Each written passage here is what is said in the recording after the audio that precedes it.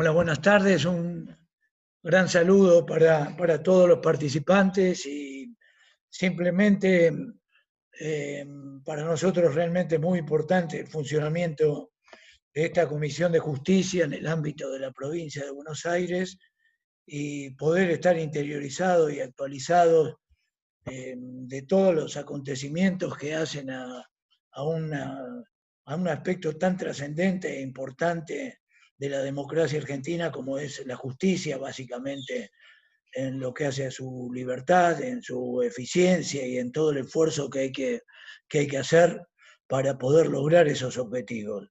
Y particularmente agradecerle a Gustavo Mena, gran amigo, un diputado nacional que realmente nos llena de orgullo y que en la Cámara de Diputados viene dando una batalla importantísima por todos estos temas vinculados con la justicia, en la búsqueda de garantizar esa independencia y esa eficacia, cosa que claramente hay enormes dificultades cuando hay una intención del Ejecutivo de querer justamente avanzar en búsqueda de objetivos que son ajenos a los que deben ser los objetivos de la justicia.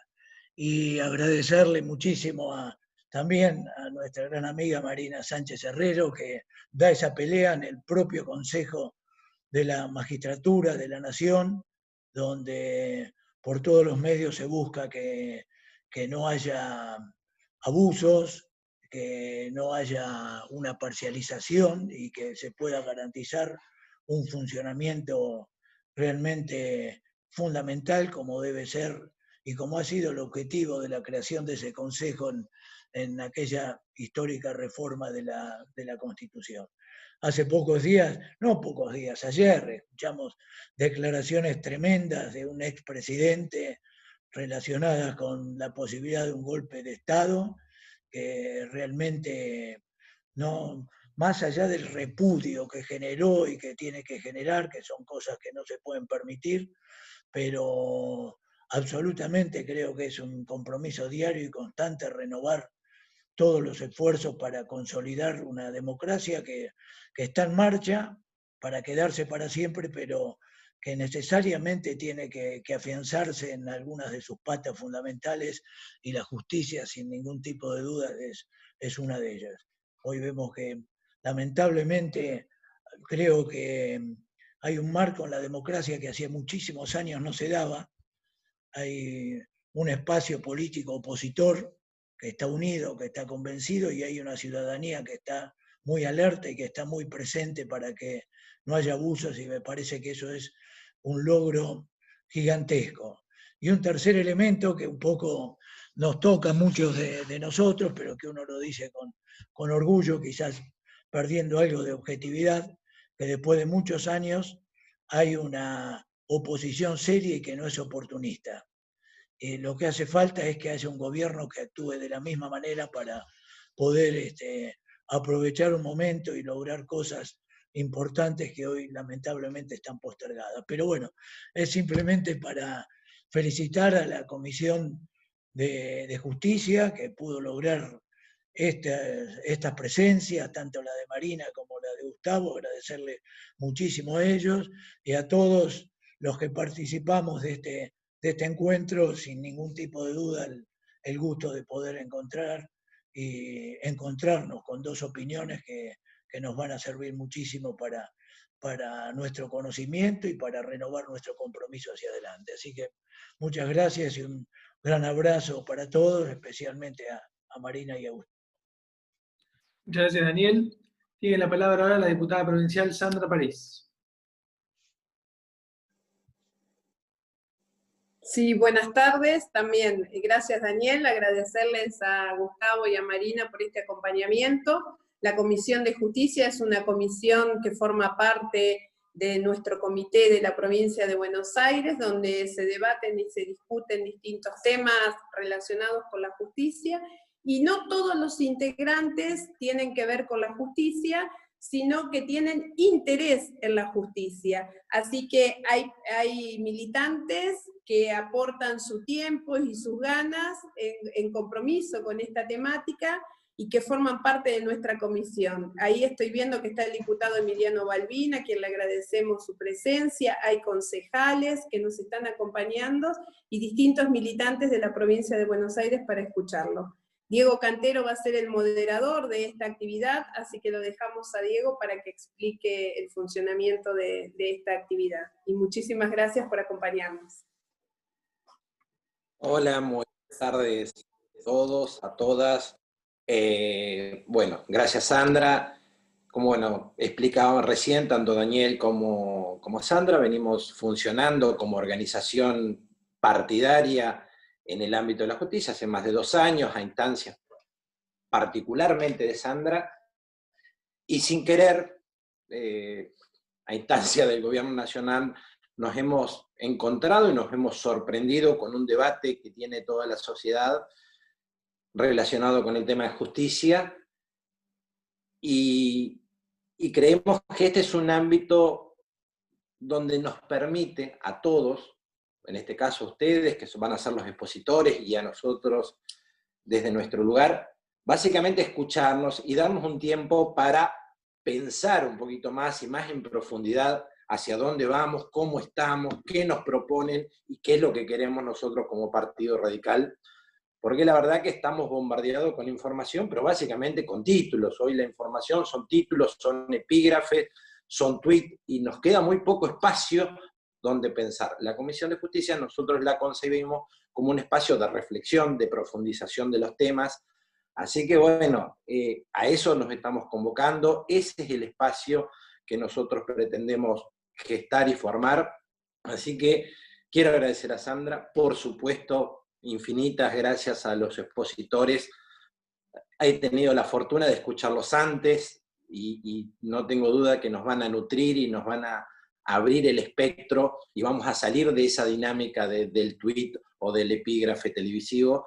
Así que gracias a ellos, gracias a todos los integrantes de la comisión por hacer posible esto.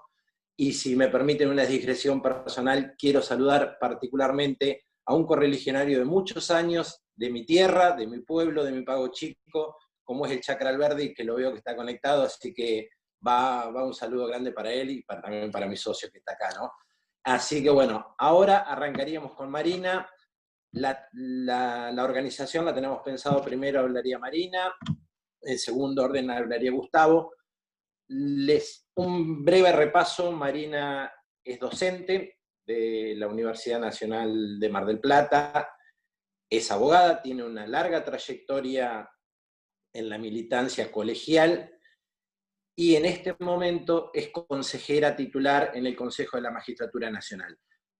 También el valor de su palabra pesa, porque el abogado que gestiona, el abogado que litiga, el abogado que vive de la profesión, está íntimamente ligado a la historia y al ser y al pensamiento radical.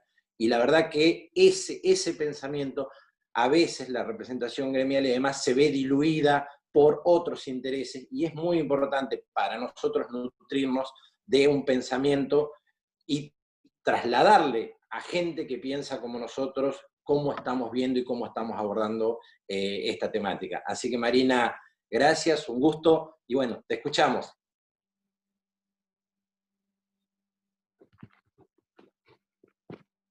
Ahí estamos.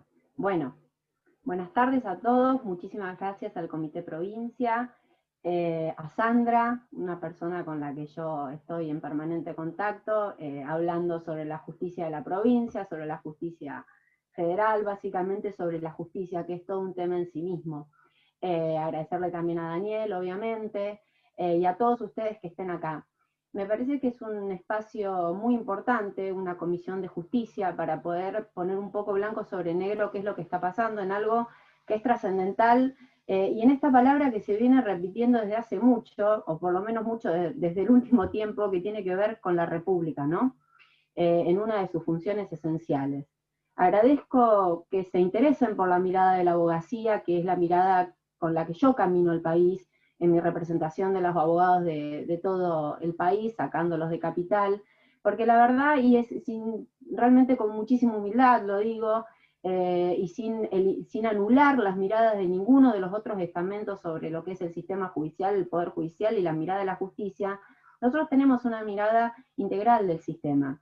Y en materia federal, y ya vamos a ir hablando un poquito más, es muchísimo más amplia, porque nosotros no solo recorremos todo el sistema en lo que tiene que ver con todas sus instancias, sino que somos el contacto primigenio, directo y a veces único con el destinatario de la función judicial, que es el justiciable, es decir, es el ciudadano. Así que la realidad es que tenemos mucha claridad, más allá de los distintos posicionamientos ideológicos que cada uno tenga, sobre qué es lo que falla en el sistema.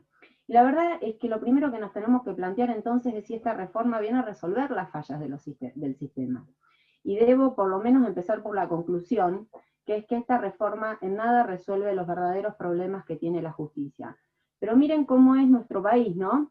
Yo ayer estaba haciendo un Zoom en esta nueva normalidad que tenemos, y decía que lamentablemente nada de lo que yo observaba como criticable del proyecto del presidente de la Nación se había modificado a través del debate que se había dado en el Senado, y que lo lamentaba además profundamente, porque dentro del Senado fueron voces, inclusive afines al oficialismo, en el que habían marcado graves deficiencias respecto al proyecto, básicamente críticas. En muchos casos se alzaron desde voces de plantear inconstitucionalidades, otras como la abogacía planteando que no estaban resolviendo lo que verdaderamente tenían que resolver, y que nada de eso había sido trascendentalmente, digamos, escuchado, sacando alguna modificación que celebramos, pero que la realidad es que el espíritu del proyecto quedaba.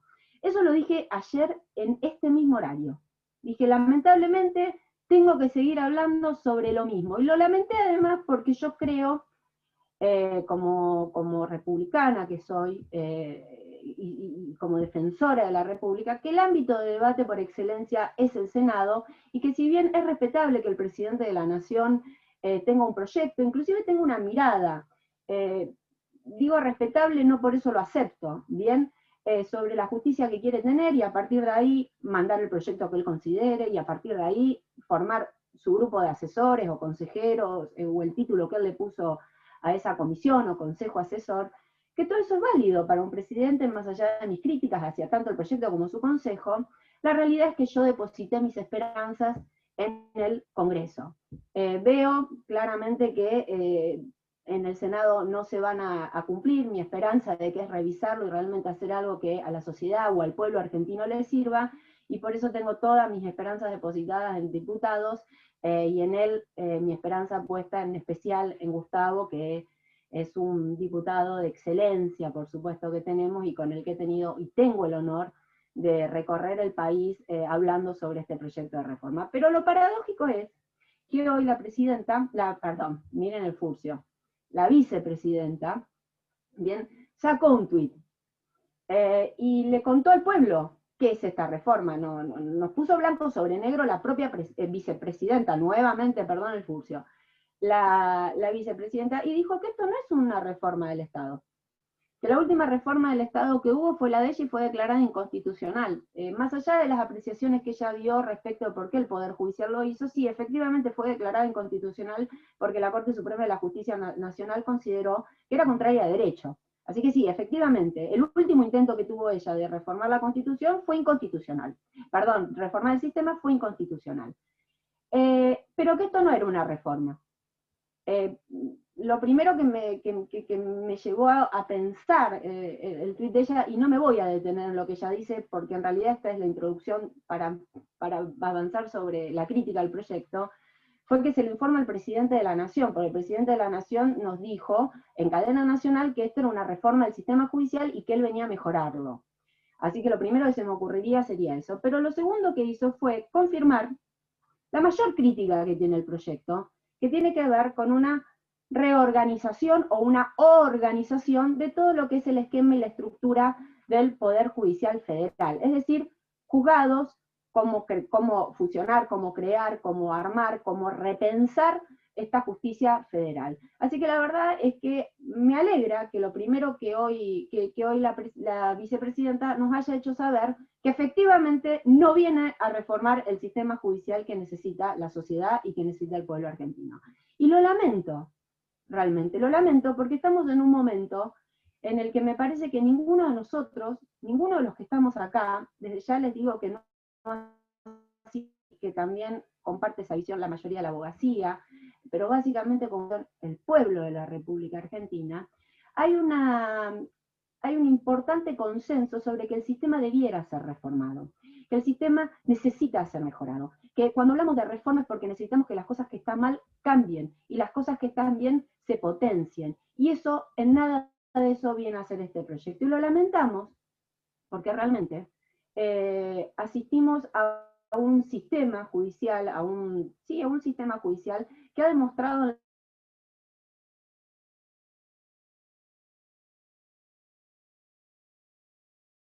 está preparado para funcionar en situaciones normales frente a, por supuesto, una crisis que no es culpa de nadie, que tampoco podemos atribuírsela a nadie, y que realmente se sale como se puede de la situación que está. Pero lo que sí se supo fue que uno de los 3 poderes del Estado, una de las 3 funciones esenciales del Estado, no se pudo prestar en la República Argentina con normalidad, no porque no se quiso, sino porque el sistema no pudo responder.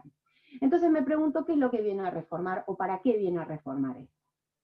A ver, lo primero que tengo que decir que es una reforma que pudo haber aprovechado para resolver el problema presupuestario que tiene el Poder Judicial de la Nación, que es un problema que viene desde hace años realmente, pero para ser gráfica y para que quede bien en claro, el Poder Judicial de la Nación llega al mes de agosto a cubrir todos los gastos que tiene con el presupuesto que le asigna el Congreso. A partir del mes de agosto, el Poder Judicial de la Nación necesita el auxilio del Tesoro. ¿Bien? Es decir, la pregunta es, ¿este proyecto viene a resolver el serio problema presupuestario que tiene el Poder Judicial? No, no lo viene a resolver. ¿Y qué viene a hacer? Viene a crear una estructura que lo va a profundizar el problema presupuestario que tiene hoy el Poder Judicial.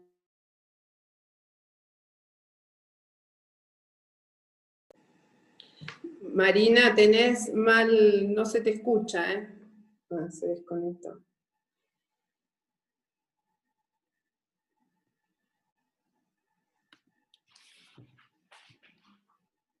Marina, ¿nos escuchás? Ahí los escucho perfectamente, perdón que se cortó internet, es el horario básicamente, perdónenme. Bueno, como les decía, no viene a resolver el serio problema presupuestario que tiene, y por el contrario lo viene a agravar, porque la inmensa estructura de cargos que crea y genera, ¿bien?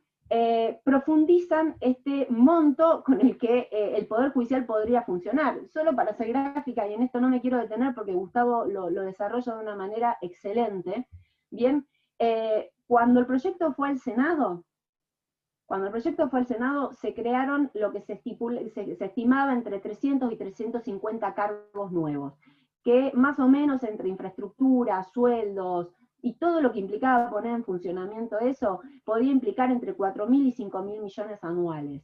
Bueno, ahora con las reformas introducidas que no vienen a resolver el problema presupuestario, sin embargo son más de 600 los cargos que van a terminar, agravado con que algunos de los cargos que se crearon, bien, tienen mayor nivel de salario, porque en vez de ser jueces de primera instancia son camaristas, o sea que se duplican o se incrementa notoriamente el monto, el presupuesto en materia de salarios. Es decir, que esta reforma, que no dice nada respecto de cómo resolver el problema presupuestario del Poder Judicial de la Nación, no solo no lo menciona, no solo no lo resuelve, sino que lo agrava, y lo agrava en una cantidad de millones que va a tener que pagar el pueblo argentino para que no le resuelva los problemas que tiene, para que no se resuelvan los problemas de funcionamiento que tienen. Además es un proyecto que no tiene que de ninguna manera resuelve el problema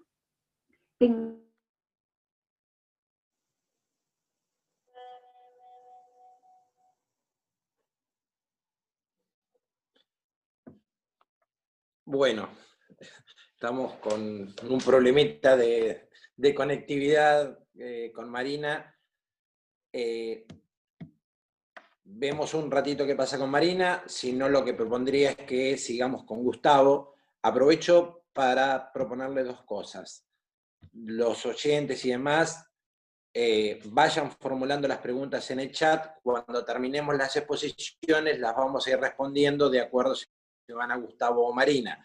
También quiero agradecer que nos acompaña Luis Otero, un amigo de la comisión, ha sido candidato a intendente por Avellaneda, bueno, creo que es conocido por todos, es colaborador con nosotros en la comisión, así que le damos la bienvenida y le damos las gracias.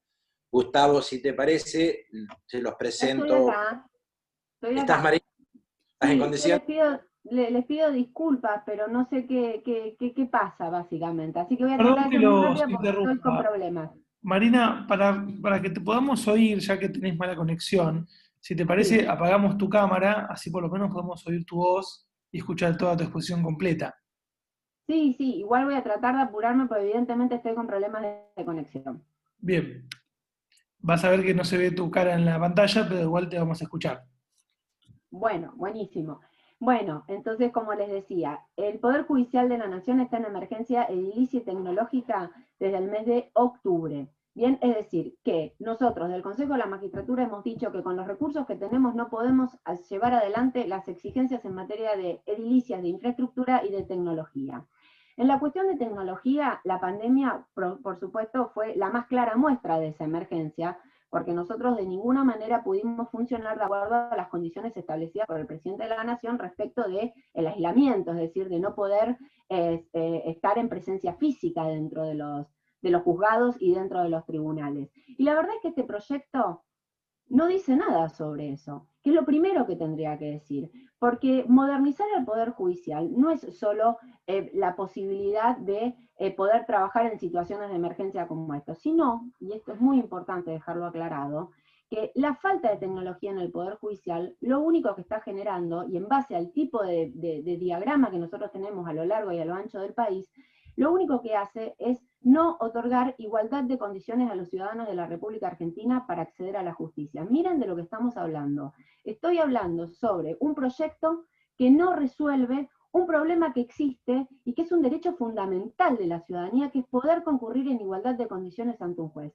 ¿Y saben por qué pasa esto? Yo sé que muchos de la provincia de Buenos Aires también lo viven a nivel provincial, pero en la nación se queda más expuesto. Porque por el diagrama que nosotros tenemos de dónde están ubicados todos los juzgados, las cámaras y los distintos tribunales, en Argentina, un ciudadano para poder acceder a la justicia tiene que en muchos casos hacer hasta más de 500 o 600 kilómetros. Entonces, la tecnología, lo primero que hubiera resuelto sería la posibilidad de igualdad de acceso a la justicia. Además, otro gran problema que tenemos en la República Argentina es la terrible morosidad que hay para llevar adelante los procesos. Situación que queda absolutamente resuelta cuando se digitaliza la justicia.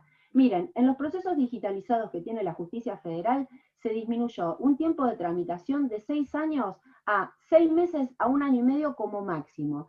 Es decir, que si se aplicara la tecnología en la justicia, situación que hoy no podemos hacer, porque no tenemos los recursos, que le hemos pedido al Tesoro que nos lo aporte para poder hacerlo, se resolverían dos cuestiones fundamentales, que son acceder a la justicia y tener justicia en tiempo oportuno.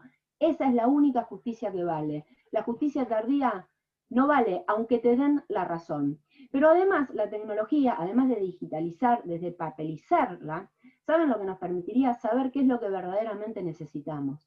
Porque todos sabemos que la incorporación de tecnología lo que nos permite es saber si en vez de necesitar 10 juzgados, a lo mejor necesitamos 5, o a lo mejor necesitamos 1, o a lo mejor necesitamos espacios más chicos.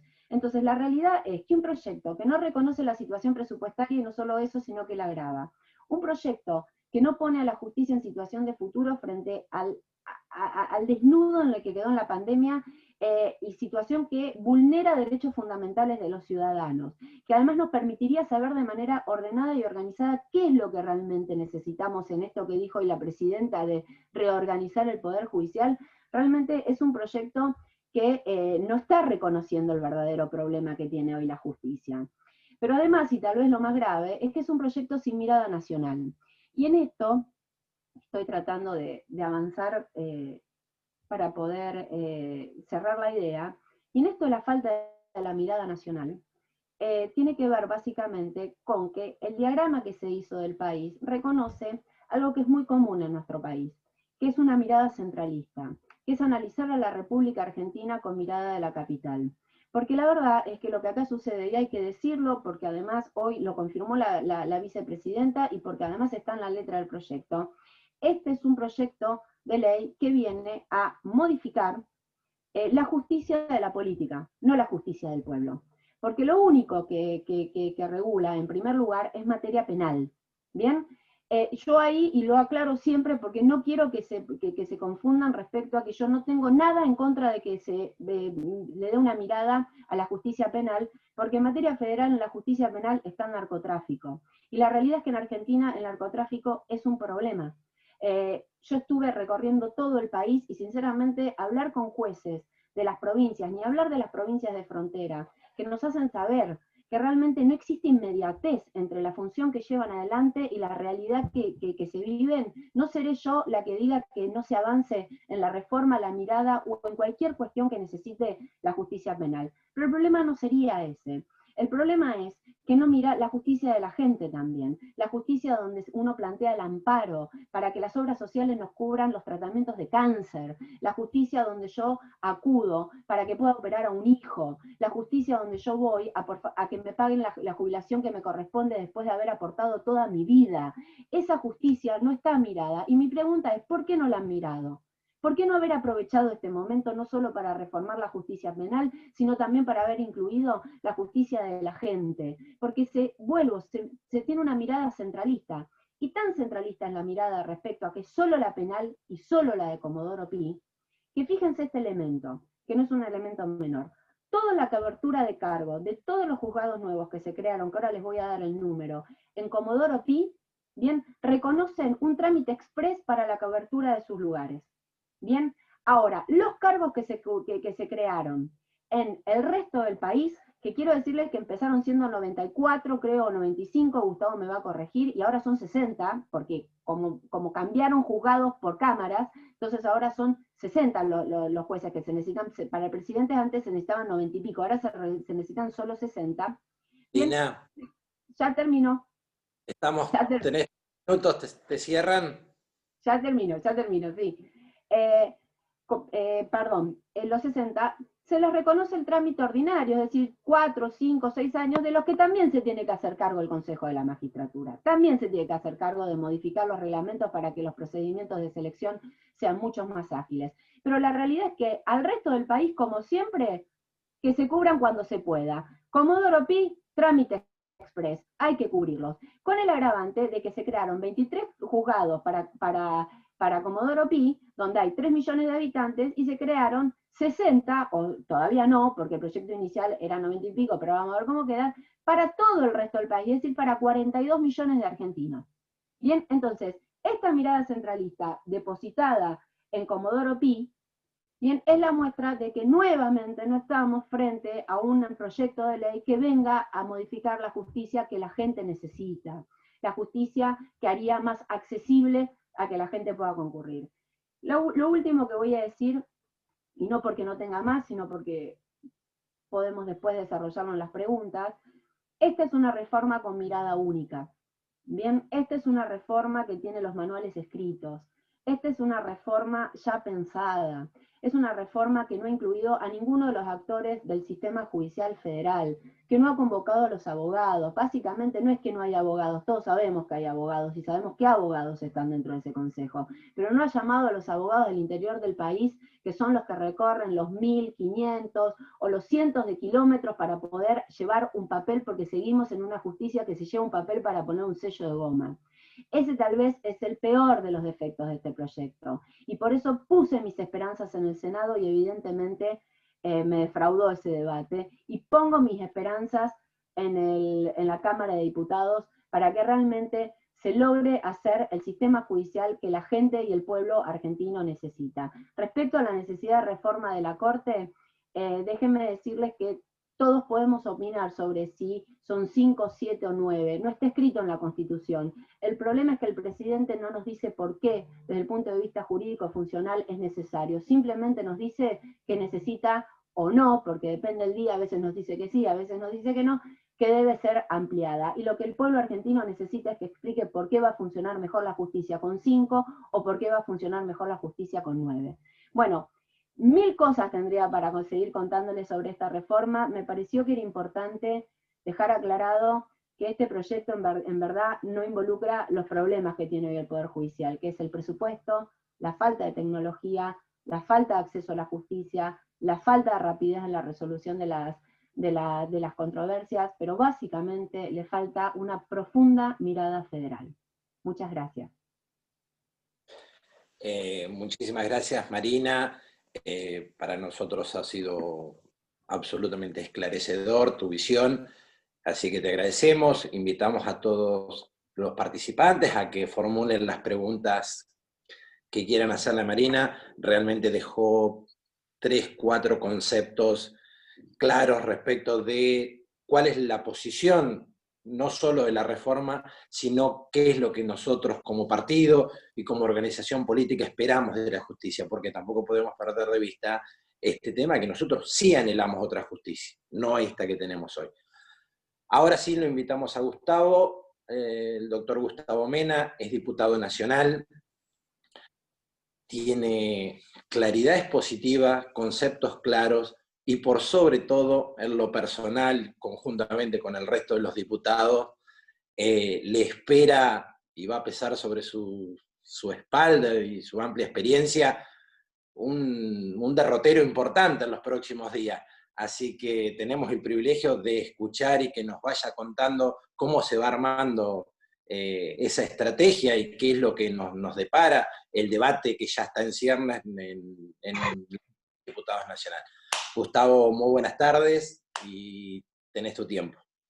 Bueno, muchas gracias, Diego. En primer lugar, el gusto es mío y agradecerle las palabras, además de presentación, a Daniel, a Sandra. Un gusto compartir con Marina este ámbito, que está muy bueno, que entre correligionarios, que además, bueno, han conformado en el Comité Provincia de Buenos Aires esta Comisión de Justicia, podamos debatir este tema, ¿no? Y tener elementos para poder, bueno, hacer nuestro propio juicio y generar nuestras propias opiniones y posturas. Así que el agradecido soy yo. Créanme que es un gusto. En primer lugar, creo que yo siempre repito esto, me niego a calificar esto como reforma judicial. Ese es el título que le ha dado el gobierno. Desde mi punto de vista no es ninguna reforma. Además, creo que no podemos ser ingenuos y dejar de considerar el contexto. Alguien dijo, nos invitan a considerar, a debatir texto, y acá lo que hay que analizar sobre todo es el contexto. Y el contexto es, recordemos, la reforma jubilatoria, que podía tener un buen propósito, pero que generó prácticamente 60 renuncias entre jueces, fiscales, los excluyó además de la competencia para intervenir en causas, para ser con jueces, digamos. Justamente en este momento que tenemos 1/3 de la justicia federal en vacancia y que vamos a más todavía, si se crean todos estos órganos, que ha establecido, bueno, ese embate de juicios políticos o juris, porque todavía no terminan de definir qué terminan de ser, contra el procurador Casal, que hace las veces de procurador general, porque ese cargo está vacante, que ahora acaban de hacer una movida en el Senado para sacar del jury de enjuiciamiento al representante del Senado, que tiene todavía mandato vigente, para poner otro seguramente afín a esa iniciativa, que está embestida para remover de sus lugares donde han quedado efectivizados 10 jueces, entre ellos 2 de la Cámara Federal en lo criminal de la capital federal. Bueno, toda una serie, bueno, y lo que hablaba Marina recién, ¿no? Esta comisión de notables o de expertos para analizar el funcionamiento de la Corte, del Consejo de la Magistratura, que todos sabemos que es una puesta en escena que terminará dictaminando que hay que ampliar la Corte. Bueno, el desbaratamiento del programa de protección de testigos, toda una serie de iniciativas en las cuales está este proyecto de ley, que repito, para mí no es una reforma judicial, lo que hace es, hasta podría calificárselo de una contrarreforma. ¿Porque qué hace? Propone crear una cantidad enorme de órganos en la justicia, en el Ministerio Público y en la defensa y en las secretarías. En el proyecto original todo esto totalizaba 324 órganos, porque no cabe hablar de cargos, son órganos, ¿no? Y además va a haber cargos y toda una burocracia, pero básicamente era esto. Ahora el dictamen, como decía Marina, el dictamen de las comisiones de Asuntos Constitucionales y de Justicia de la semana pasada del Senado, lo profundizó esto, ahora lo vamos a ver. Y en realidad es una reforma, o es una creación de órganos que además hace una contrarreforma porque va en contra de la pauta de la verdadera reforma federal penal, que es sistémica, que es el Código Procesal Penal Federal, que instituye el sistema acusatorio, que como todos ustedes saben, es un cambio de paradigma. Ustedes lo tienen a nivel provincial, nosotros acá en Chubut también. No es que sea la panacea, pero creo que es una reforma importante porque logra más transparencia, logra controles cruzados, logra que los procesos terminen en un tiempo razonable, como dice la Convención Americana sobre Derechos Humanos. De hecho, en el proyecto se habla, los procesos no pueden durar más de 3 años, el fiscal en 90 días tiene que decidir si imputa o no imputa, la investigación preparatoria que tiene que terminar con una acusación o un sobreseimiento tiene 1 año. Digo, no es la panacea porque todos sabemos que donde hay un déficit es en la investigación. Si no hay un autor, no se puede poner en marcha todo esto, pero allí donde hay autor, no pasa lo que pasa en los procesos federales, en donde se eternizan las causas en instrucción, nunca sabemos qué pasa, los jueces, ciertos jueces con mucha discrecionalidad aceleran o frenan, y lo que es peor, nunca sabemos la verdad, porque las causas terminan durmiendo en la etapa de instrucción. Esto lo vemos todos, lo vemos como abogados, y esto no es bueno, ni con la pretensión punitiva legítima que tiene la sociedad, es decir, que el culpable sea sancionado, ni tampoco es bueno desde el punto de vista que nos pone en peligro a todos, porque también desde esa perspectiva pueden armarse causas, pueden llevarse adelante causas sin motivo y tener a una persona con esa espada de Damocles permanente que implica tener un proceso penal. Esta reforma o este proyecto de ley va en contra de esto porque lo que hace es poner el acento en crear jueces de instrucción. Esto es lo que en definitiva hace. Crea más cargos de juzgados que de fiscales, y el núcleo del nuevo sistema es la acción pública en manos del Ministerio Fiscal.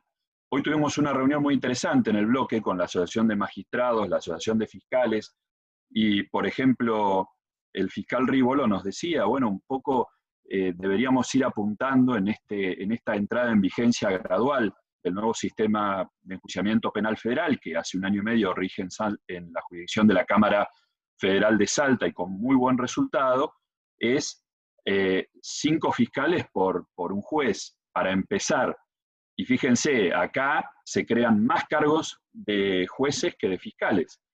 Y estos jueces son jueces de instrucción, porque después, a la luz del fallo que acaba de dictar la doctora Biotti, esto lo hablábamos con Marina el otro día, en donde rechaza el amparo de Bruglia y Bertuzzi, lo que está diciendo es una doctrina que es, si te nombraron para algo, después no te podemos transformar. Entonces, ¿cómo se va a desandar este camino que está proponiendo crear más de 100 cargos de jueces que en definitiva son de instrucción? Alberto Binder lo decía el otro día en una nota en La Nación, esto es, y también lo decía Fernando Díaz Cantón, con una figura que a mí me gustó mucho, esto es un super Comodoro Pi, ¿no? Es una concepción que se expande y que va a ser una traba, probablemente esto sea deliberado, va a ser una traba para poner en marcha el nuevo sistema de enjuiciamiento. Y en esto, realmente, en el tratamiento en el Senado, creo que el oficialismo perdió la línea porque está totalmente obsesionado con la justicia federal de la Ciudad de Buenos Aires. Es cierto esto, yo reafirmo lo que decía Marina. Acá no hay una perspectiva federalista, hay una perspectiva absolutamente centralista, unitaria, porteña, podríamos decir. Y esto es muy notorio con esa mirada fija en Comodoro Pi y con las cosas que han pasado en el Senado. En el Senado se establece esto que se llamó la cláusula Parrilli, las reglas de conducta, que ya traía el proyecto, pero en donde ahora se agrega esto de, se le impone a los jueces la obligación de comunicar al Consejo de la Magistratura lo que ellos consideren que son presiones del poder político, económico, se agrega ahora las presiones mediáticas, que ha generado tanta preocupación, porque es algo que puede, cierto, afectar la libertad de expresión, la libertad de prensa, pero que también, y acá tomo un análisis de Marina, afecta a la actuación del juez, porque le está prometiendo el proyecto como quedó diseñado, le está prometiendo remoción, le está prometiendo enjuiciamiento para removerlo si incumple con esa comunicación.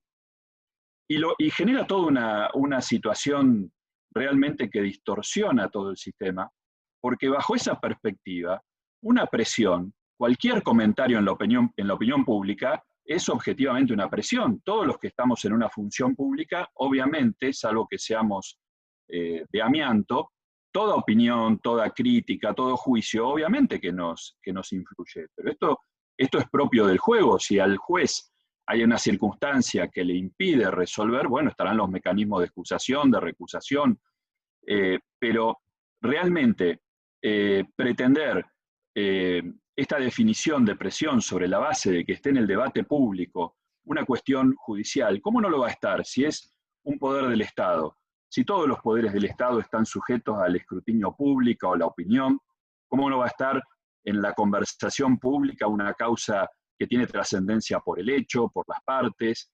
Es objetable, es opinable la decisión que toma el juez en un sentido u otro. Esto es propio de una sociedad abierta, de una democracia, de un Estado de Derecho. Bueno, el proyecto como quedó pergeñado, genera con esto una imposición al juez que además no sabemos hasta dónde llega, qué se deriva de lo que resuelva el Consejo de la Magistratura, si esto va a implicar después emprenderla contra el periodista, contra el medio de comunicación, contra el que opina. Es una cuestión que incluso hasta mueve o invita a la autocensura. Por eso digo que también esto es una contrarreforma. Todos hemos tenido seguramente alguna experiencia. En mi caso, como abogado, representando a medios de comunicación, una vez tuvimos una orden de un juzgado federal respecto de ese medio, imponiéndole abstenerse de informar sobre causas del juzgado, no vamos a hacer mención acá de qué juzgado era, una concepción propia de esa justicia hermética de instrucción, que es la que informa este proyecto, ¿no? Hubo un caso muy sonado en Bahía Blanca también en un sentido muy parecido, unos años antes de esto que nos pasó acá a nosotros en Comodoro Rivadavia. Bueno, digo, ha perdido la línea totalmente, el debate ha sido prácticamente bloqueado, esto se pretende tratar sin generar consensos, de una manera express. El proyecto entró hace apenas 2 semanas y una ley tan trascendente se va a estar tratando de esta manera, y esa obsesión está puesta en Comodoro Pi. Marina lo decía recién. Hay un tratamiento distinto para los jueces o para los juzgados que se crean en Capital Federal respecto de los que se crean en el interior. Los 23 juzgados nuevos, o sea, ustedes saben que el proyecto de ley propone fusionar el fuero federal criminal y correccional con el fuero penal económico de la capital, son 12 y 11 juzgados en la primera instancia, también lo plantea en Cámara y en tribunales orales. Resulta de esto 23 juzgados, y crea 23 juzgados más para ese fuero que se va a llamar Federal de la Ciudad Autónoma de Buenos Aires, Fuero Penal Federal de la Ciudad Autónoma. 46 juzgados. Los 23 nuevos, el proyecto de ley invita a salir corriendo a cubrirlos. Dice, a los 10 días, la Cámara de Casación ordinaria tiene que elaborar la lista de jueces subrogantes para enviársela al Consejo de la Magistratura, a hacer la selección y después al Ejecutivo y al Senado para el acuerdo. Fíjense, no dice lo mismo respecto de lo que en el proyecto eran los otros 94 juzgados. Los juzgados federales del resto del país, que siga por el trámite ordinario, el que dice la Constitución y demás. Con lo cual es muy probable que sean en realidad un dulce, una zanahoria, para que todos se queden conformes, porque realmente lo único que le interesa es activar rápidamente esta reforma en lo que es la capital federal. Esa designación por subrogancias, ustedes también conocen, vulnera la ley de subrogancias vigente, el artículo 14, que dice nada menos que es nulo de nulidad absoluta poner jueces subrogantes en jueces que nunca tuvieron un titular, lo cual es lógico porque no se puede suplantar lo que no existe. Y alguien podrá decir, bueno, eso lo dice una ley, esta es otra ley, una ley se modifica con otra. El tema es que esto no es solo un mandato, una prohibición legal, sino que es parte de la doctrina de la Corte. La Corte en sucesivos pronunciamientos ha advertido que viola la independencia del Poder Judicial, la garantía republicana de separación de poderes, el derecho a que nos juzgue un juez natural, a que no nos juzguen comisiones especiales. Lo ha dicho en el caso Rosa, lo ha dicho en el caso Aparicio, en el caso Rizzo, y lo dijo con total contundencia en este tema específico, en el caso Uriarte de hace solo 5 años, cuando inconstitucionalizó la ley de subrogancias por entonces vigente, y dijo expresamente esto: no pueden cubrirse con subrogantes órganos judiciales que nunca se cubrieron, porque esto da lugar a una justicia en vacancia, a una justicia provisoria, a una justicia que no está concebida como lo piensa o como lo diseñó el constituyente al darnos la Constitución. Y esto no solo es una afectación constitucional, es una afectación a las obligaciones que ha asumido la República Argentina en el ámbito internacional, la Convención Americana sobre Derechos Humanos especialmente. Y en este sentido, y esto creo que no es casualidad, la Corte Interamericana ha dicho lo mismo, en 3 casos especialmente, el último de 2008, y fíjense contra qué Estado resolvió la Corte Interamericana que era contrario a San José de Costa Rica, una justicia provisoria. Los 3 casos, la demandada era la República de Venezuela. Entonces, esto también nos tiene que hacer advertir del sentido de esta reforma. La verdad que a esto hay que sumarle, hay que añadirle, y forma parte del contexto, en este sentido de hablar que estamos generando una justicia sobre la base de la provisoriedad, de tener una enorme cantidad de vacantes no cubiertas, más estas que se están creando y que van a estar cubiertas por subrogantes, el hecho que el presidente Fernández, a poco de asumir, retiró del Senado 153 pliegos de jueces que habían tramitado, incluso algunos habían comenzado en el gobierno de Cristina Kirchner, el proceso para concursar para esos cargos. Es decir, que pudiendo cubrir 153 cargos que hoy están vacantes, de los casi 300 que tiene vacantes la justicia federal, y además hizo lo propio con fiscales y con defensores, lo que se ha generado es persistir en esta idea de tener una justicia sin jueces titulares, que son los que tienen independencia, que son los que tienen plenitud de garantías para poder resolver libres de toda presión, ya que hablamos de presión. Bueno, esos pliegos son de personas, de hombres, mujeres que concursaron, que ganaron su lugar en base al mérito, y la verdad que la primera falta del respeto es respecto de todos ellos, después del pueblo argentino por todo el costo que demandó esto y por la innecesariedad de someter a no tener cubiertos todos esos lugares, porque parecería que lo que se busca es esto, tener una justicia de subrogancia. Roxana Reyes, diputada por la provincia de Santa Cruz, me recordaba el otro día, entre esos juzgados vacantes está el Juzgado Federal de Río Gallegos, que el presidente Macri mandó este pliego, pese a que venía el concurso de la gestión anterior, es decir, podría haber incluso gambeteado la cuestión y convocar a un nuevo concurso. Sin embargo, en esta afectación parecería ser que va contra todo, ¿no? Que es no respetar nada de esto. Y si esto realmente era así con el proyecto, el dictamen del Senado, bueno, profundizó esto, la verdad que le hizo perder toda seriedad, todo viso de seriedad a este trámite, porque ¿qué pasó en el Senado? En el Senado se dio un mercado persa, un trapicheo de juzgado, y no es que han pasado un año desde que entró el proyecto y se trató en comisión, pasaron solo 2 semanas. En esas 2 semanas, para el Poder Ejecutivo, para el gobierno, para el oficialismo, era totalmente relevante tener 94 juzgados federales nuevos en el interior, que pasaba básicamente por desdoblar la competencia. Allí donde había un solo juzgado, se creaba otro con competencia penal. Y donde había varios juzgados se hacía lo mismo para incrementar el número. Con esta notoria distorsión federal o federalista que decía Marina, 23 juzgados nuevos para un ámbito geográfico como la capital de 2,5 millones de habitantes, 94 juzgados para 42,5 millones de habitantes restantes. Es más, el Gran Buenos Aires, que digamos tiene la misma problemática o agravada respecto de la ciudad de Buenos Aires, y 4 veces más población, contemplaba la creación solamente de 9 juzgados frente a estos 23. O sea que también está claro que esto no responde a ningún criterio de mapa judicial, de relevamiento de causas, de índices, de absolutamente nada. Pero en el proyecto, en el dictamen que firmó el Senado, esto se profundiza, porque de golpe, en solo 15 días, esos 94 juzgados ya no eran necesarios. Ahora son 63, es decir, 31 menos. Estamos hablando de un tercio menos. Pero entre los 63 que quedan, tampoco quedan los mismos. Algunos que estaban salieron. En mi provincia, por ejemplo, el juzgado federal de Esquel, el número 2, dejó de estar, ya lo descartaron, probablemente porque es un municipio en donde gobierna un intendente nuestro, entonces es prenda de descarte.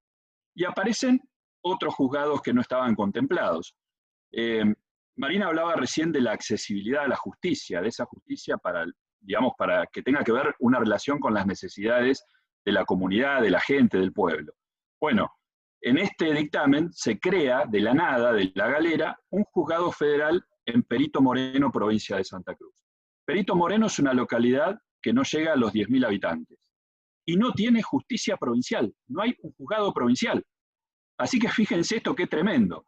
En la facultad todos nosotros nos enseñaron que la justicia federal era la de excepción, la ordinaria en el sentido de la que atiende las cosas cotidianas, las que no son de la competencia de excepción federal, la que organizan las provincias, es la que obviamente es la justicia primaria, la regla.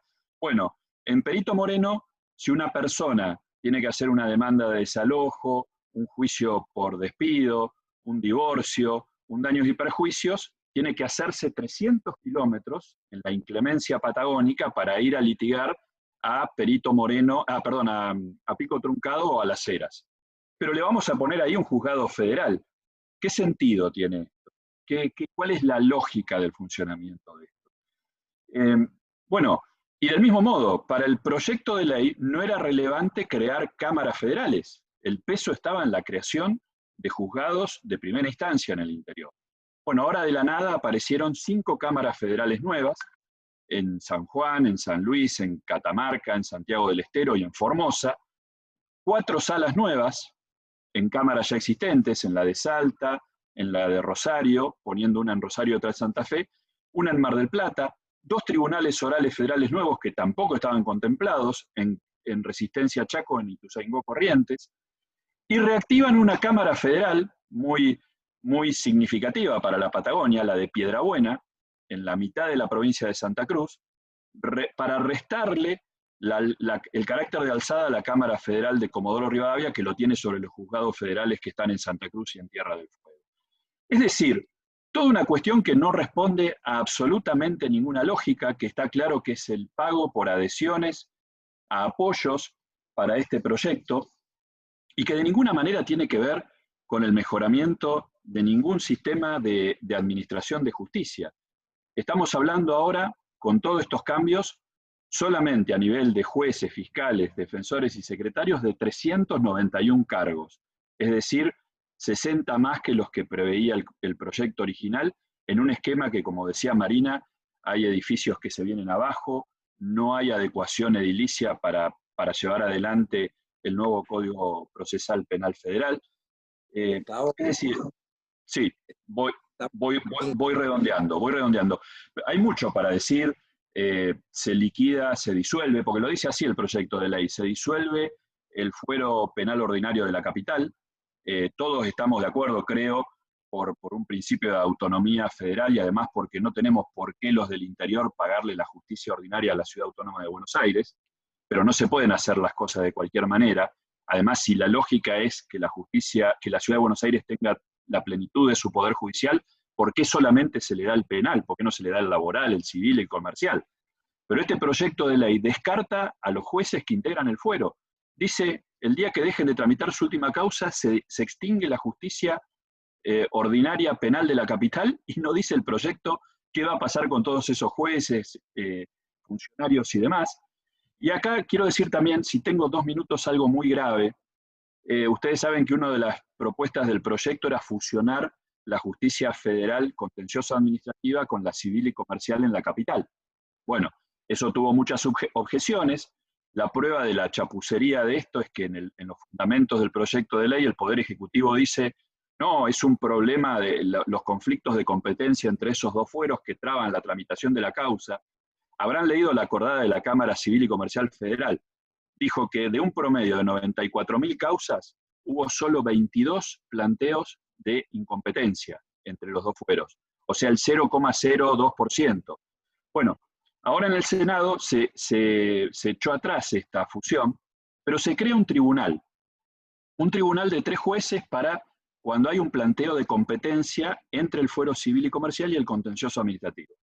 Y fíjense ustedes, ¿quién nombra a esos jueces, según el proyecto de ley? 2 jueces lo nombra la Cámara Contenciosa Administrativa Federal y otra la Civil y Comercial. Hasta donde sabemos, en nuestra Constitución, los jueces los nombra el Ejecutivo con acuerdo del Senado, previa terna del Consejo de la Magistratura. Fíjense lo que está diciendo el proyecto de ley, que los nombran las cámaras. Dice además que esos nombramientos van a ser entre jueces de las 2 cámaras, es decir, otra cuestión totalmente absurda o exorbitante. Va a haber jueces que van a integrar 2 tribunales a la vez, no subrogantes, 2 jueces, entre comillas, de pleno derecho. Y tercer cuestión, esos jueces van a durar 1 año. O sea, estamos incorporando los jueces no con inamovilidad vitalicia, sino con una duración acotada. Bueno, la verdad, se me fue el tiempo, hay muchísimas cuestiones más para añadir. Cierro diciendo que uno escucha y que se repite que Comodoro Pi, que qué desastre Comodoro Pi, que, bueno, todos los vicios de Comodoro Pi, y la verdad que el gobierno lo habla como si Comodoro Pi se hubiera instituido en los últimos 4 años, como si no hubiesen amparado a los jueces que tenían para avanzar en su responsabilidad en ámbitos como el Consejo de la Magistratura y demás, y el oficialismo se caracterizó por salvarlos. Pero quiero decir, Comodoro Pi es hijo de una reforma muy parecida a esta, en un contexto muy parecido a este, que se hizo hace 30 años, exactamente, y operada por muchos de quienes hoy son funcionarios en este gobierno que lo fueron en aquel. Y recordemos, en una rápida síntesis y repaso. Presión al Procurador General de la Nación para que renuncie, en aquel entonces, que era Andrés D'Alessio, cosa que finalmente tuvo lugar. Ampliación de la Corte que se hizo allá por abril del 90, de 5 a 9 miembros, que provocó una renuncia por toda la cuestión que se había generado, la de José Severo Caballero, e inmediatamente después de aprobada, la de Jorge Baqué, con lo cual el gobierno cubrió 6 vacantes de 9, y dio lugar a lo que todos sabemos lo que fue la mayoría automática, sabemos cómo se convalidaron todas las cuestiones críticas del gobierno de Menem, sabemos cómo por vía de pretoriana se creó el per saltum para posibilitar la privatización de las líneas argentinas en condiciones irregulares, el sistema nacional de aeropuertos y todo lo que pasó en aquella época.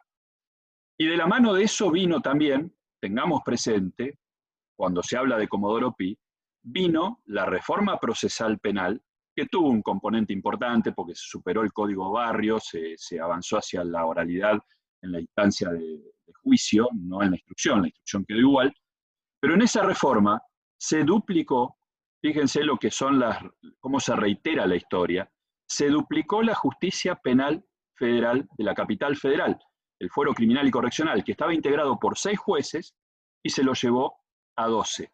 Es decir, exactamente el mismo mecanismo que ahora. Y se creó la Cámara de Casación, que también ustedes recordarán con qué criterio se cubrió. Una de las juezas que se propuso era la esposa de un diputado que no era del oficialismo, pero que empezó a acompañar el oficialismo, que no tenía ningún antecedente en derecho penal, y que cuando un periodista le preguntó, bueno, pero ¿usted cómo va a ser si no sabe derecho penal? Dijo, bueno, no importa, no sé nada, pero voy a aprender. Y vinieron los jueces de la servilleta y todo lo que conocemos. Por eso digo que la verdad que también hay mucho de cinismo en esto, cuando nos cargan Comodoro Pi, y para terminar un poco el relato, Comodoro Pi era el edificio de vialidad en la avenida Comodoro Pi que hubo que reciclar y poner en condiciones para albergar a todos estos cargos nuevos que se habían creado, porque lógicamente no entraban en los edificios de tribunales de aquel entonces. Entonces, digo, creo que es nuestra obligación tener esto también presente, porque no se puede soslayar en el debate. Están claros, creo, los propósitos de esta reforma, pero mucho más claros están si tenemos en cuenta que quienes hablan de construir una justicia diferente fueron los mismos que armaron aquella, muchos de ellos, aunque hayan estado en otros ámbitos del Poder Ejecutivo, se replican los funcionarios, podemos hacer una lista larga, y con los mismos métodos. Entonces, ¿cómo puede ser algo positivo, algo actuado por los mismos, haciendo lo mismo? Creo que esto es un poco la síntesis, y por supuesto no quiero excederme más en el tiempo, y todos los detalles que quedaron en el tintero, bueno, quedo abierto y atento a las preguntas y comentarios. Muchas gracias. Perdón, una cosita, quiero agregar que Gustavo y yo, en general lo decimos alguno de los dos en los ámbitos donde hemos estado juntos, y esta vez no se dijo. Si bien presumo que quedó claro, me gustaría remarcarlo.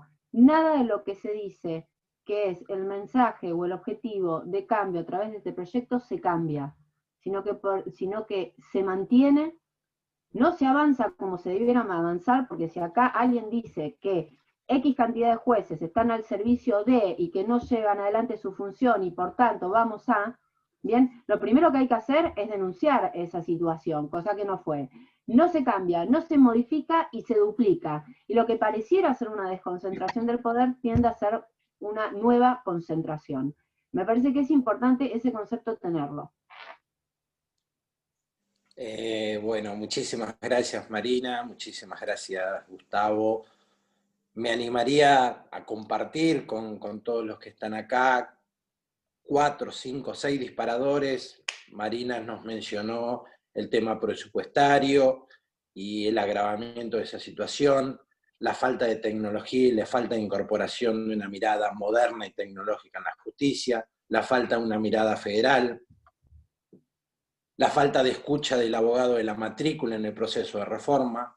Gustavo nos habló del tema de la subrogancia y el alejamiento del enclave convencional, el mapa judicial, el incumplimiento del acceso a la justicia, y nos cierra con una mirada que nos hace reflexionar sobre la permanencia de una línea ideológica y de una metodología en el modo de hacer las cosas. La verdad que me parece que por estos lugares y por estos carriles ha transcurrido lo que nos han mencionado y lo que nos han contado y lo que nos han ilustrado. Así que creo que ha sido más que productivo, más que fructífero.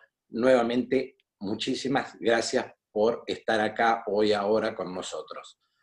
Quiero comentarles que nos ha acompañado durante toda la jornada el exintendente y legislador radical Alfredo Irigoyen, nos ha acompañado la diputada Anaí Bilbao, nos acompaña el ex miembro de la Corte Suprema de la Provincia de Buenos Aires, el doctor San Martín, y ahora, antes de pasar a las preguntas, quisiéramos escucharlo y que le formule algunas preguntas. Luis Otero, si nos permiten, y si le habilitamos el micrófono, él estaría haciendo algunas preguntas a los disertantes. Pero qué honor, buenas tardes, ¿cómo están? Hola Luis. ¿Cómo estás? Con claridad les mando un abrazo, gracias por la invitación, porque la verdad que es muy importante que nos juntemos y que hablemos. Mando un abrazo también a Daniel Salvador, a la diputada París que está por ahí.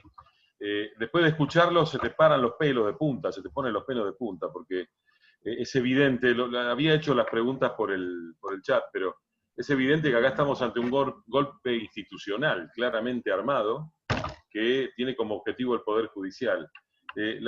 Porque tenemos a Casal contra las cuerdas, hoy habló ahí ante la Comisión Beraldi, a este proyecto de formación de la justicia que están intentando, el tema de las jubilaciones anticipadas de los jueces, o estas reformas que hicieron para inducir las jubilaciones, la cuestión de los traslados, y esta es la pregunta para la doctora, esto sigue avanzando, esta es la reforma de hecho que están generando y que está avanzando a paso redoblado, me parece a mí, y me gustaría saber primero en qué estado está la cuestión Bertuzzi y Bruglia, en qué instancia está, si hay otras causas que se han iniciado, o si hay algún otro recurso que se ha iniciado ahora, y qué puede pasar con eso.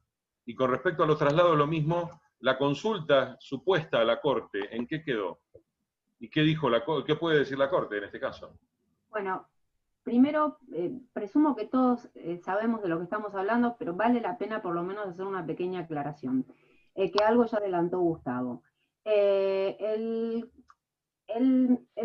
principio general es el juez natural dentro de un juzgado, ¿bien? Hay situaciones de excepción cuando no tenés un juez natural, que son los subrogantes, que es de lo que estamos hablando y de lo que referenció Gustavo, los conjueces, que no son los jueces, bien, que en general son abogados, y de manera muy excepcional los traslados. Los traslados es cuando un juez está prestando funciones en un determinado juzgado o en un determinado ámbito, puede ser trasladado de manera definitiva a prestarlo en otro ámbito, ¿bien? Eso es de carácter realmente de interpretación restrictiva y la Corte estableció algunos requisitos respecto del tema y en particular hay un reglamento que atañe pura y exclusivamente al Consejo respecto a ese traslado o no. Lo real es que cuando un juez quiere ser trasladado se lo le hace saber su intención al Consejo, el Consejo, de acuerdo a su reglamentación, lo manda al presidente y es el presidente el que lo decide y en algunas circunstancias con acuerdo del Senado. Eso lo dijo la Corte, ¿bien? El representante del presidente, lo cual la verdad es que el presidente no necesitaba mandar a su representante porque lo podía hacer por él mismo, evidentemente necesitaron decir, el Consejo de la Magistratura le pide al presidente que revise y que si lo considera lo mande al Senado, porque el presidente lo podía hacer sin necesidad de ir al Consejo, cuestionaron 10 traslados.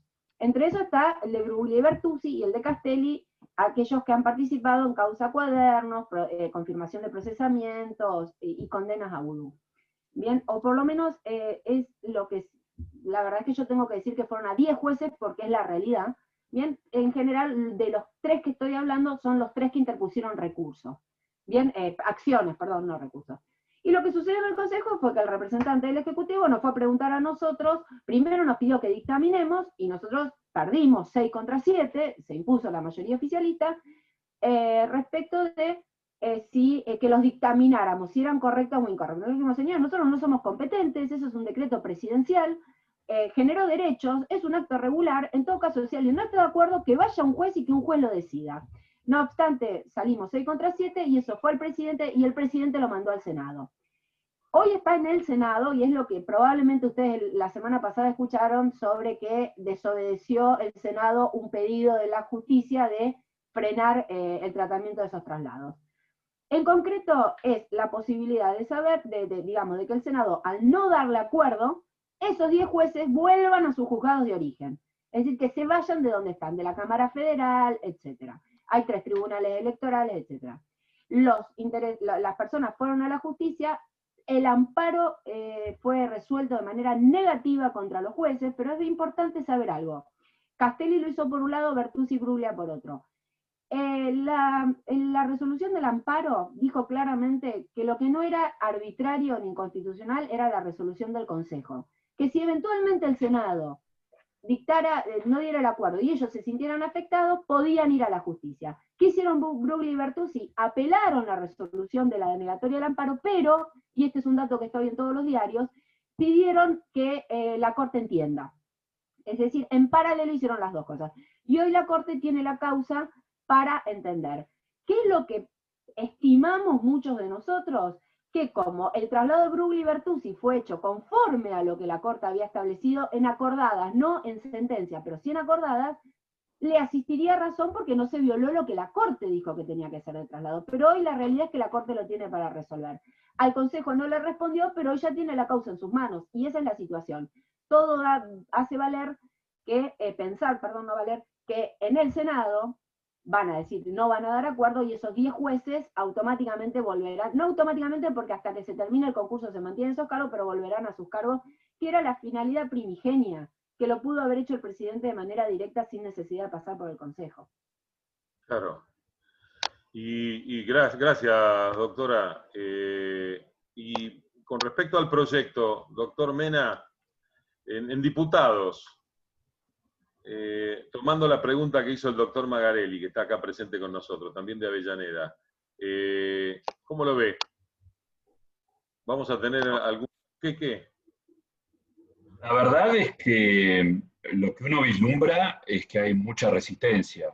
Creo que incluso las expresiones de Sergio Massa y demás hablan a las claras de que no están pudiendo formar mayorías. Ustedes saben que en diputados no hay una mayoría, hay 2 grandes bloques minoritarios, ¿no? Con 118 y 116 votos. Y que para esto, para tener quórum y tener un trámite asegurado, son necesarios 129. El oficialismo da toda la impresión que no lo está pudiendo reunir. Se han manifestado los diputados que le responden a Schiaretti en Córdoba, del bloque de consenso federal también muchos se han pronunciado en contra, y da la impresión, incluso quienes se retiraron del bloque del PRO cuando comenzó este periodo, 2 de ellos estarían también en contra, así que seguramente esto va a depender mucho de cómo la militemos, de cómo nos pronunciemos, de cómo esclarezcamos a la comunidad también, de cómo la gente se manifiesta en las calles. Me parece que la movilización del 17 de agosto se hizo sentir. Así que mientras la sociedad esté en esta actitud de vigilancia, digamos, me parece que el trámite no va a ser tan fácil en diputados y podemos dar un buen debate. Lo que sí creo, Luis, es que no tenemos que entrar en la trampa o en la tentación, por eso yo hablaba del contexto, de tratar este tema como una iniciativa normal. Vos lo dijiste recién, esto es rupturista.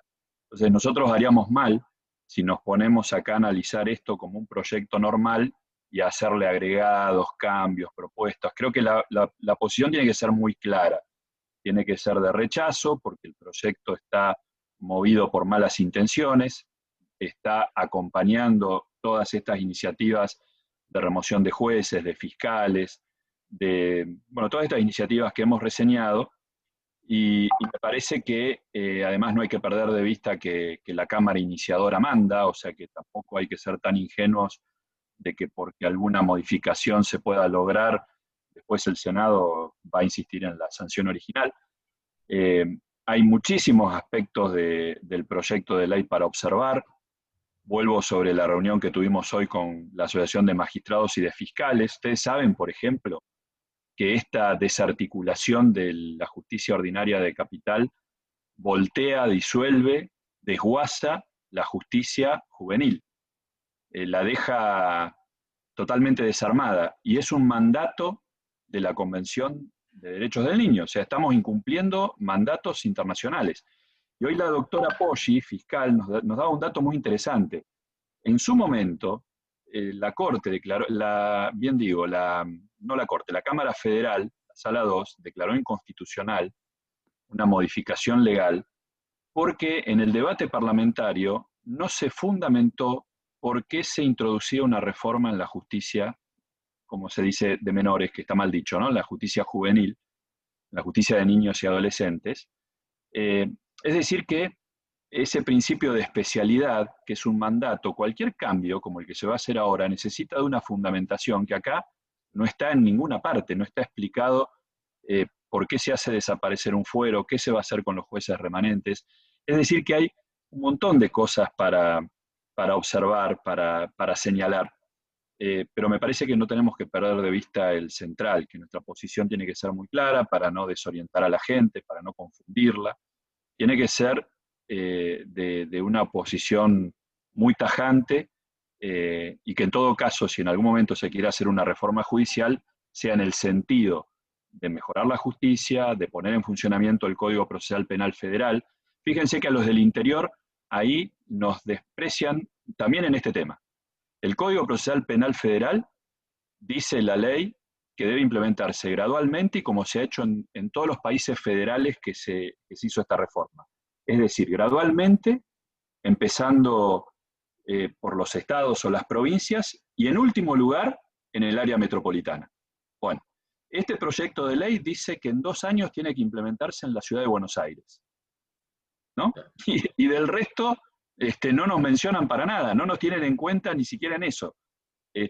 O sea, trastocan todo ese mandato del Código Procesal cuando se aprobó de cómo debía hacerse, y ni siquiera tiene la sutileza de decir, bueno, por lo menos a ustedes en 4, en 5 años, parecería que somos ciudadanos de segunda, que no tenemos derecho a una justicia moderna, a nivel federal digo, ¿no? A una justicia apegada a estándares republicanos como fue lo que buscó esa verdadera reforma. Gracias, doctor. Y gracias, Diego, por permitirme robarte 2 minutos. Solo quería comprometerlos, doctor Mena, y a la doctora Sánchez Herrero también, si nos pueden ayudar. Somos todos abogados y entendemos de lo que hablan, pero para la gente que tiene que estar de pie y movilizada, un pequeño instructivo de por qué el gobierno tiene que retirar este proyecto, cuáles son los elementos fundamentales, y considerar todos si no hay posibilidades de, a esta altura ya, recurrir incluso a organismos internacionales por este intento de golpe institucional. Muchas gracias, gracias Diego, y perdón por la extensión. Muy amable, gracias doctora, gracias Daniel, gracias doctora Sandra París también.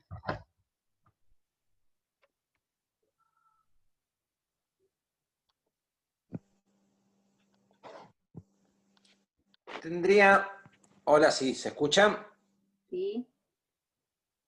Tendría una última preguntita, porque el resto los han ido respondiendo, las que no fueron llegando. Esta iniciativa, este proyecto, como le llamemos, ha tenido la particularidad de que no obtuvo ningún grado de adhesión ni de los cuerpos colegiales, ni de los cuerpos académicos, ni de los cuerpos vinculados con el derecho, ni de las asociaciones profesionales, prácticamente nada, excepto el alineamiento político. ¿Cuál le imagina a usted que podría llegar a ser el escenario en la hipótesis de que se logre aprobar?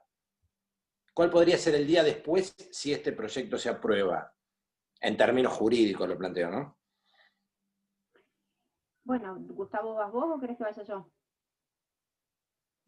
Bueno, mira, en esto me parece que hay que ser muy responsable en esta respuesta. Ayer me lo preguntaron en otro Zoom qué es lo que se podía hacer.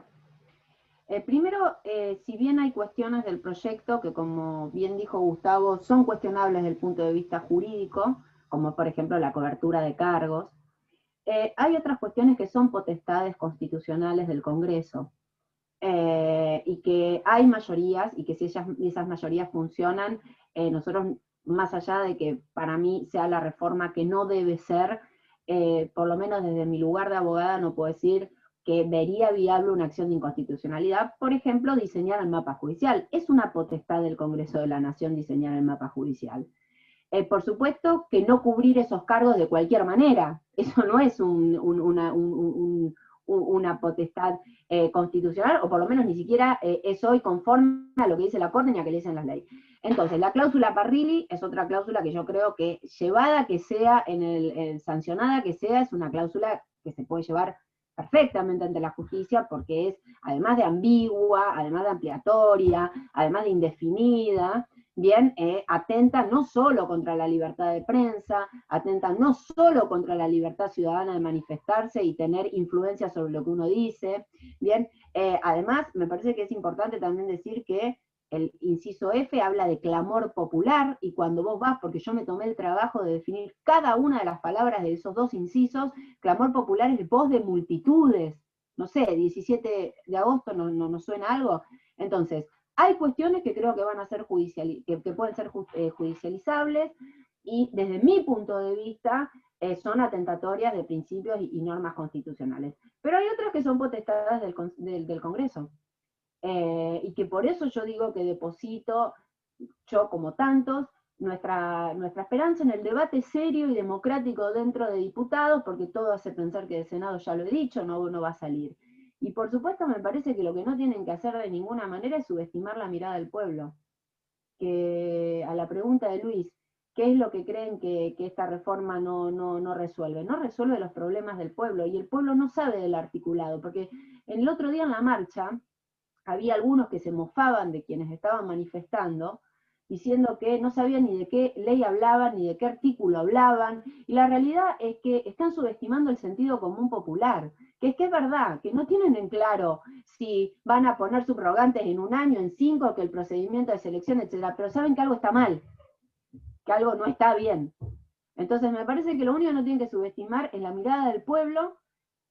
Por supuesto, como una persona republicana, apelo al debate democrático dentro del Senado, confío en la apertura democrática que se pueda dar, en diputados, y frente a la sanción definitiva que sea, bueno, creo que hay algunas cuestiones del proyecto que son, para mí, pasibles de llevarlo a la justicia.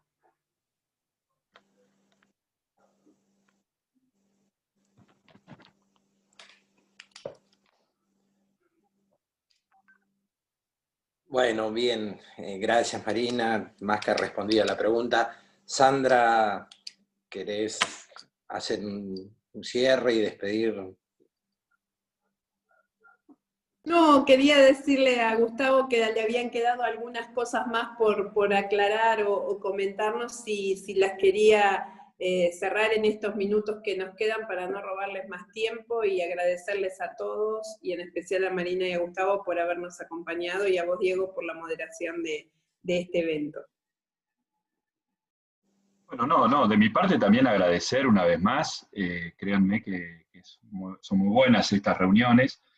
Yo me agarro de la pregunta final, a ver, yo lo que vislumbro, ¿qué es? Me da la impresión que el objetivo acá está en otro lado, lamentablemente. El objetivo es la remoción de Casal, no lo apuntamos hoy, pero probablemente es de modificar, no nos extrañemos que en un periodo breve se pretenda modificar la ley del Ministerio Público. Ustedes saben que los 2/3 para nombrar al Procurador General no está en la Constitución, está en la ley.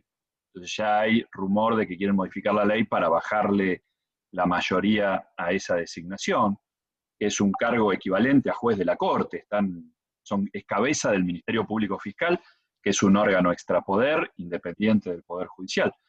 Me parece que esto, digamos, hasta en algún punto puede ser distractivo, y esto es opinión personal. Para mí el objetivo es los 23 juzgados nuevos.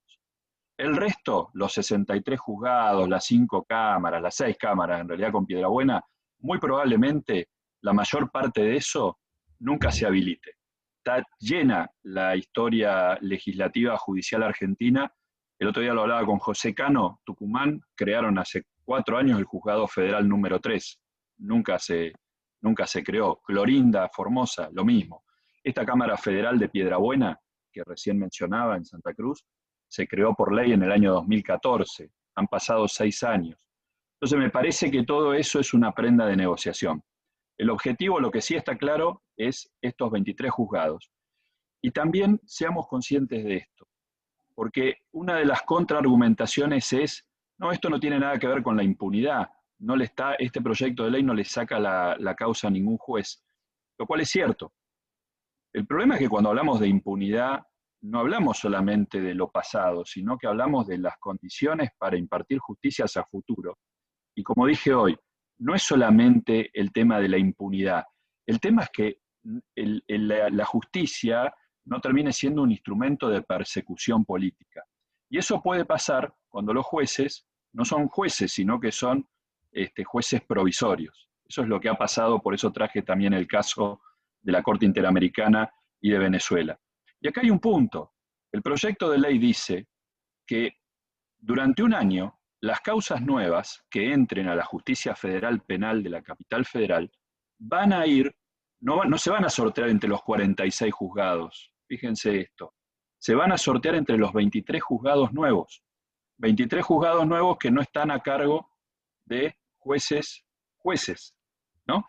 Entonces, creo que esto tiene muchos aspectos a considerar. Coincido con Marina, que esto va a ser materia de judicialización, seguramente, lo mismo que el desplazamiento de los 10 jueces, entre los cuales están Brulli y Bertuzzi, porque eso Marina lo explicó muy bien, hubiese bastado, o sea, lo del Consejo de la Magistratura ni siquiera fue una opinión.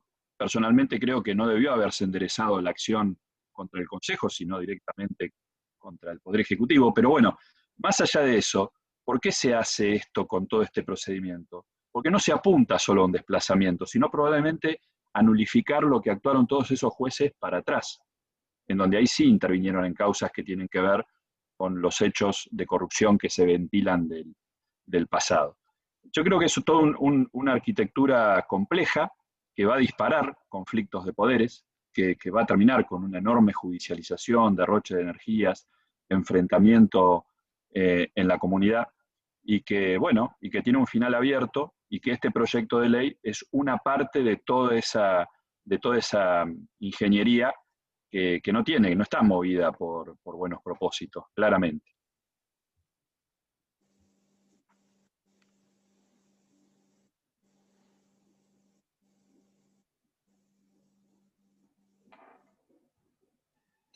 Bueno, listo. Entonces, Diego, saludamos y agradecemos la presencia de todos y de todas en esta actividad. Muchísimas gracias, realmente un placer. Y bueno, nada, nos estamos viendo pronto, cada uno en su lugar de militancia, tratando de conservar y construir una justicia mejor para todos. Gracias por todo. Muchas gracias. Chao, buenas. Gracias.